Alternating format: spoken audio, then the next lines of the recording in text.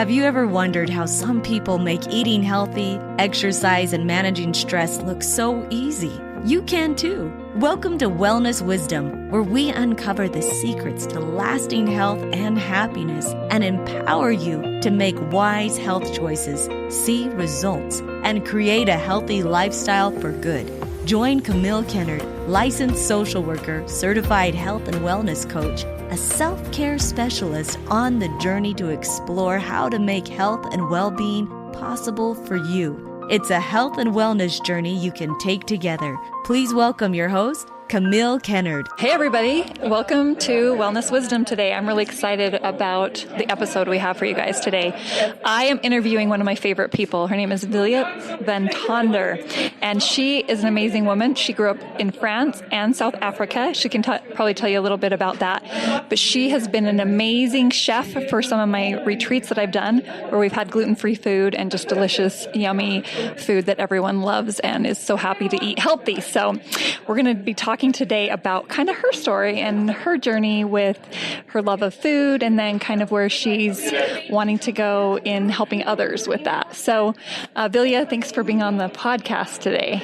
Thank you so much for having me, Camille. I'm really excited to be here and to be able to kind of share with people why food can be such a fun thing to be enjoyed, and that, you know, having that bite of food should bring that joy to you, and there should be a reason why you're eating.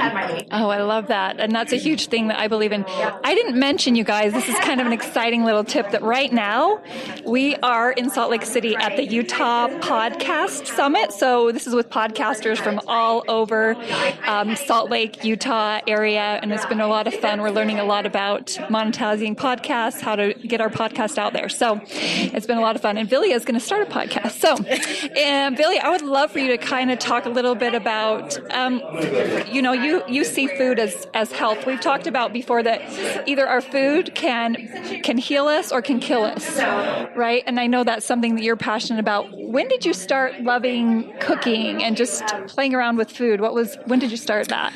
So food has been a very crucial importance in our lives as growing up. My mother taught us the basics of food, but if she could have given us a pill to eat, she would have been very happy, because in her mind, she'd never comprehended why you would spend so much time preparing a meal and it's gone in 5 minutes or 10 minutes. But my father, so just a little bit of background, my mother is French and my dad is South African. And so I've lived in both countries and have gotten to appreciate the food of the country, appreciate what food is about. And in France, when people generally go to the grocery store every day before they have their meal. So they come from work and then they go pick up their meal.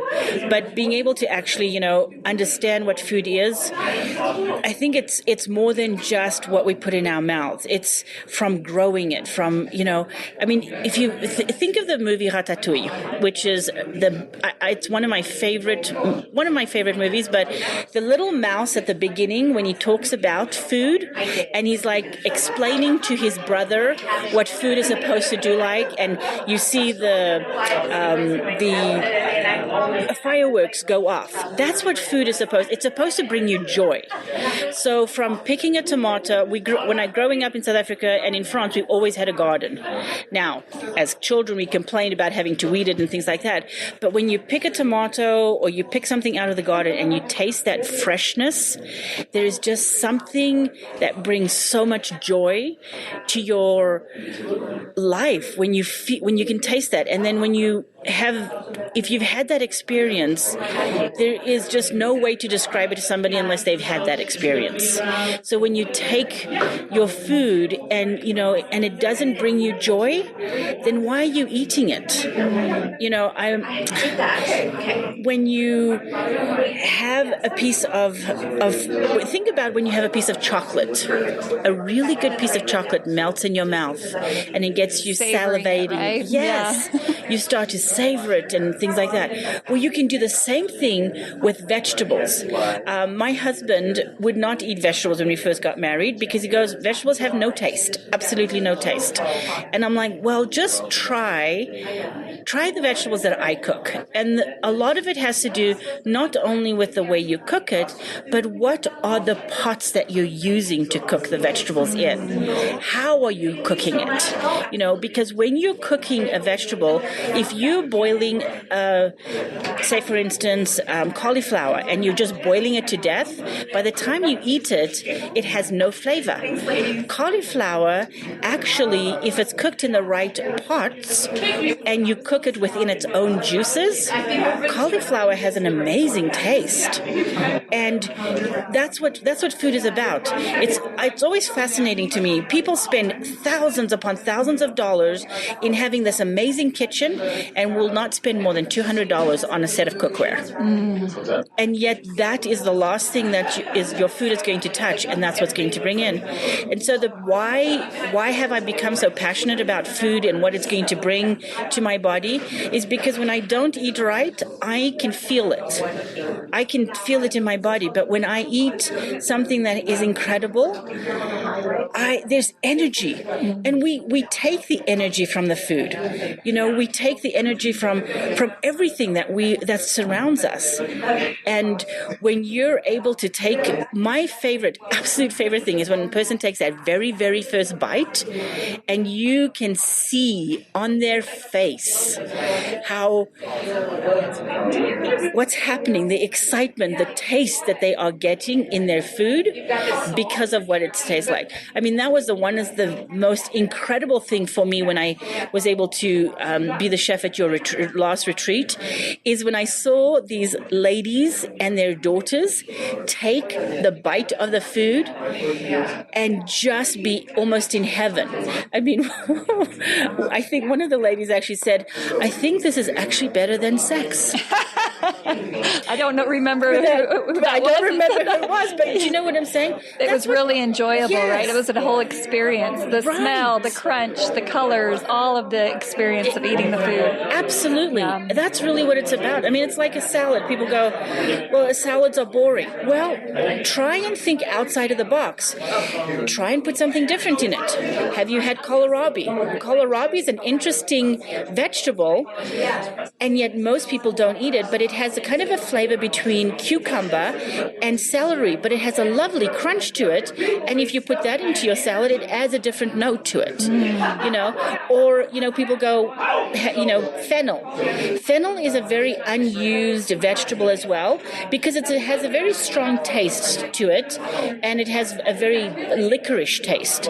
But if you just use a small amount in a green salad, or if you barbecue it, when you caramelize the sugars in fennel, it gives it a whole different dimension, a whole different note of food.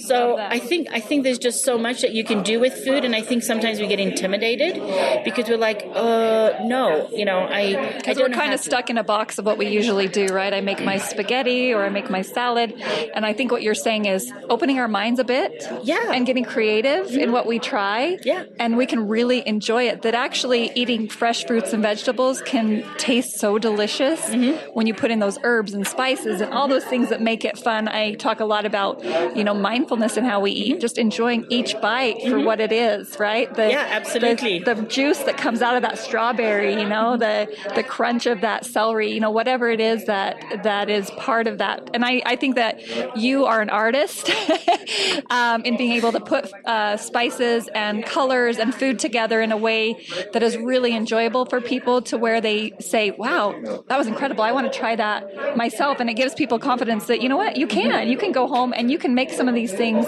yourself. This isn't something that just a chef needs to do, but it's something you can make for yourself. And that was the fun part, is that at the retreat, I didn't make anything that I don't generally make for my husband and I at home. It's the thing is that food doesn't have to be complicated. You can get incredible tastes by, as you said, adding some spices. Think outside of the box. Try something new. And you know what? I haven't always succeeded. There are times that I've completely We have a lot failed. of those food fails, those Pinterest fails, right? Stuff we've tried and it just didn't look like the way it looks on Pinterest, right? Yeah. Just being creative and being okay with that. Right, you right. know, try and get again, over and over. You don't have to be perfect. Yeah. That's the thing, is that you do not have to be perfect when you're cooking some food. But when you try something outside the box, or you go, oh, maybe, what would it be like to try this? I think sometimes we need to just allow ourselves to experience the food. Actually experience what it is like, when you are able to do that. And there's just so much that you can do. And there's so much in the gluten-free world, in whatever it is that you want that makes your body feel better, that you can do. I mean, that's the one thing that was very interesting, is that one of the moms at the retreat said, my daughter has not eaten this many vegetables ever in her life before. They just weren't prepared that same way, and they didn't look appealing to her. Right. And so her taking that step to say, I'm just going to try this and see how it is, was, this is a mind-opening thing that I can actually really enjoy eating well. This has been so awesome to have this conversation. I could keep going on forever and ever, and maybe we'll have a second episode, because we are at the Utah Podcast Summit and we have a lot of people around us who are also wanting to record their podcast. But maybe we'll have another episode where we can get a little bit more into really how food heals us. Yeah. How our food can help us live our best life, have more energy, and that it can be fun and exciting, and something you look forward to. Yes. So thanks everybody for joining in today. And Vilia, thank you so much for sharing some of your awesome tips with us. And you guys, she's my cook at my next retreat in September. So look forward to that. All right. Take care, everybody. Thank you so much for having me on, Camille. Have you ever had one of those days when you feel like you can't keep doing it all? When you feel like the demands of work, family, and life are just too much? Are you trying to make others happy, but you are miserable? Do you feel like your brain is constantly in a fog? Do you worry all the time and can't shut your brain off? Do you wish you had more time for yourself? Do you want to find more stillness and quiet your mind? Many women feel overwhelmed and stressed with the demands of family, work, and other responsibilities. It can literally push them over the edge. What if you could have a weekend away to dedicate to you, to your well-being and self-care, to eat healthy food, practice invigorating yoga, get calming massages, and spend time in quiet meditation with nature? Join Flourish Wellness for our Mindfulness in the Mountains wellness retreat in the beautiful mountains of Eden, Utah. Learn to quiet the mind and to listen to your body and fill your soul with self-love and acceptance. Register now. Space is limited. To check out the cabin and accommodations and to register, go to flourishwellnessconsulting.com under live events or email Camille at flourishwellnessconsulting.com. This fall, make yourself a priority and learn to make peace with your body and like who you are for good.